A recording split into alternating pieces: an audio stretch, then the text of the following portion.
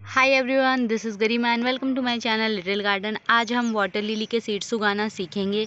कई बार जब आप नेट से वाटर लिली के सीड्स मंगाते हैं तो आपको वाटर लिली के सीड्स के बजाय लोटस के सीड्स दे दिए जाते हैं, ये बोल के कि आपको वाटर लिली के सीड्स दिए गए हैं। जबकि जो सीड्स आप खरीदते हैं उससे इस तरह का लोटस उगता है जो नहीं खिलता है, ना कि इस तरह का वाटर लिली। तो चलिए देखते हैं कि वाटर लिली के सीड्स क्या दिखते हैं। तो यहाँ पे मैं आपको दिखाती हूँ, ये जो है हाइड्रोफोबिक लोटस का लीफ है। अगर मैं लोटस के लीफ को पानी में इस तरह डुबाती हूँ तो देखिए ये गीले नहीं होते। ये है लोटस की लीफ। उसके बाद अगर मैं यही वाटर लिली का लीफ लेती हूँ और इसे भिगाती हूँ तो ये पूरा गीला हो जाता है। ये वाटर लिली का लीफ है। तो इसके बाद मैं आपको दिखाती हूँ, ये डिफरेंस तो पत्तियों में हो गए दोनों के। साथ ही इसके बाद मैं आपको दिखाती हूँ, ये देखिए सीड। ये जो आपको सरसों या राई जैसे छोटे छोटे सीड्स दिख रहे हैं, ये रियल वाटर लिली के सीड्स हैं। जबकि ये जो बड़े साइज़ के आपको दिख रहे हैं, ये लोटस के सीड्स हैं। तो आप देख सकते हैं दोनों में बहुत ही ज़्यादा डिफरेंस है साइज़ का। माइक्रोस्कोप में वगैरह हम देखेंगे तो दोनों का जो शेप है एक जैसा है, लेकिन इनका कलर ये देखिए थोड़ा सा ग्रीनिश है। लेकिन ये जो कलर है वो डिफरेंट टाइप के वाटर लिलीज़ के लिए डिफरेंट होता है। और अगर आप बहुत ही ज़्यादा बड़ा वाला वाटर लिली देखना चाहेंगे, जो अभी मुझे उसका नाम याद नहीं आ रहा है, अगर आपको याद आ रहा होगा तो आप कमेंट कर सकते हैं कि दुनिया का सबसे बड़ा वाटर लिली का नाम क्या है। तो अगर आप उसके सीड देखेंगे तो वो भी ऑलमोस्ट आपको इस साइज़ के, इससे थोड़े छोटे दिखाई दे सकते हैं। तो लेकिन जो हमारे कॉमन वाटर लिलीज़ होते हैं उनके देखिए सीड इस तरह से होते हैं। सीड पैड मैंने आपको पहले ही दिखा रखा है, उससे बर्स्ट होके ये सीड्स बाहर निकलते हैं। अब सबसे पहला काम जब आपको इन्हें उगाना है तो जो करना है वो ये है कि ये देखिए इस तरह से कटोरी या बाउल में आपको पानी लेना है और सीड को ले करके, देखिए मैंने ले लिया और पानी में उसे टच करा देना है। तो जितने सीड जो हैं अगर थोड़ी देर बाद डूब जाते हैं, देखिए मेरे तो ये देखिए सारे सीड डूब गए, मतलब ये सारे जर्मिनेट होने के लिए रेडी हैं, पानी के अंदर हैं। ये सारे बढ़िया पके हुए और अच्छी क्वालिटी के सीड हैं, तो ये जर्मिनेट हो सकते हैं। लेकिन अगर ये तैरने लगते हैं ऊपर, जैसे ये पत्ता तैर रहा है, अगर ऐसे तैरने लगते हैं तो ये अच्छी क्वालिटी के सीड नहीं हैं। तो पहले तो आपको ये चेक करना है। सेकंड, बहुत सारे सेलर झूठ बोलने के लिए आपको लोटस के सीड दे देते हैं, ना कि वाटर लिली के सीड। तो आपको सीड को ज़रूर देख लेना है। थर्ड चीज़ ये है कि ये सीड्स बहुत ज़्यादा पुराने नहीं होने चाहिए। जैसे मैंने इसे आज ही हार्वेस्ट किया है तो ये जल्दी उगेंगे। अगर वाटर लिली के सीड 2 से 6 महीने पुराने होते हैं तो फिर उनका जर्मिनेशन बहुत ही कम हो जाता है, वो जल्दी जर्मिनेट नहीं होते। तो आपको सीड को ध्यान रखना है कि वो ज़्यादा पुराने ना हों। इसके लिए आप किसी अच्छे सेलर से ख़रीद सकते हैं। अभी तो हमारे पास ये सीड्स अवेलेबल है। तो यहाँ तक आपको अच्छे से समझ में आ गया होगा। अब हम चिकनी पीली मिट्टी लेंगे, जैसे मैं ये वाली ले रही हूँ। आप इस तरह के प्लास्टिक कप्स का भी यूज़ कर सकते हैं। इस तरह से पेंट वगैरह का यूज़ करेंगे तो ये बहुत ही पुराना, 1-1.5 साल पुराना हो, ताकि इसमें कोई भी केमिकल लेफ्ट ना रहे। पुराना कप यूज़ करें, या फिर इस तरह के छोटे गमलों का यूज़ कर सकते हैं। मुझे मिट्टी के गमले पसंद है क्योंकि इसमें जड़ें अच्छे से उगती हैं। तो सबसे पहले मैं इस तरह से इसे लूँगी, फिर इसे मैं पानी से अच्छी तरह भिगा दूँगी इस तरह से। या आप चाहे तो इस तरह से पानी में भी रख सकते हैं, सो दैट थोड़ी देर बाद जो मिट्टी है वो अच्छे से फूल जाए। ये देखें, ये फूल गई मिट्टी हमारी।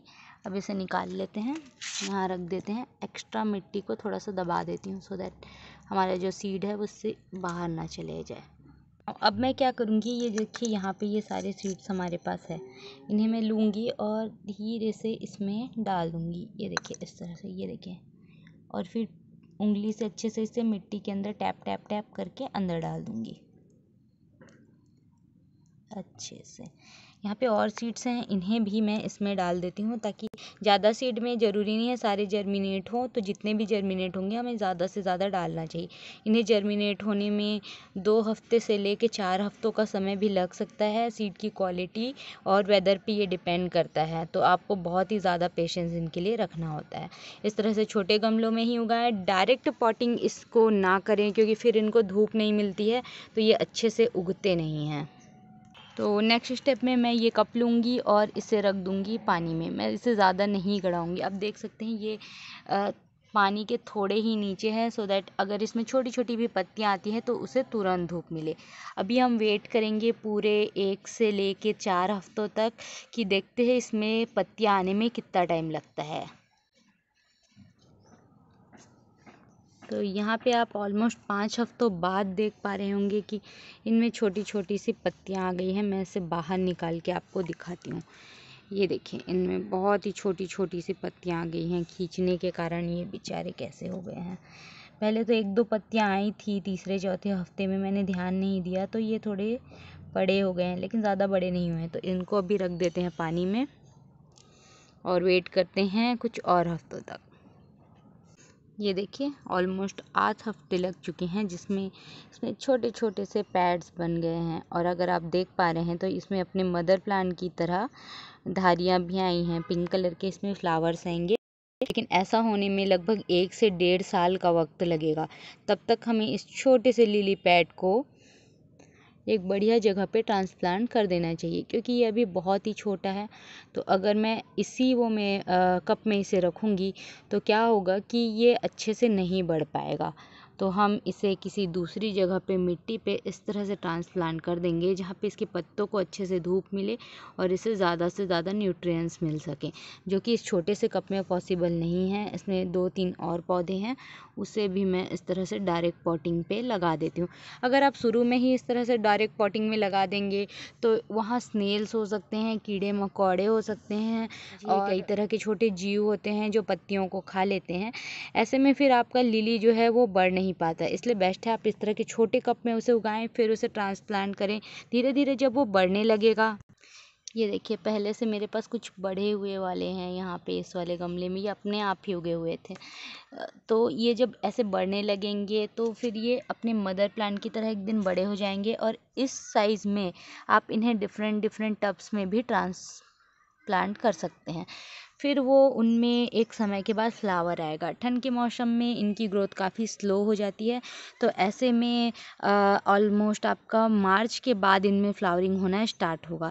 तब तक के लिए आपको पानी को भर के रखना है और ध्यान रखना है कि ये जो पौधे आप उगा रहे हैं उनकी पत्तियों तक धूप ज़रूर पहुँचे। ये वाला तो मदर प्लांट के साथ होने के कारण बहुत सारे इनके जो छोटे छोटे से जो उगे हुए हैं उनमें धूप नहीं पहुँच पा रहा है।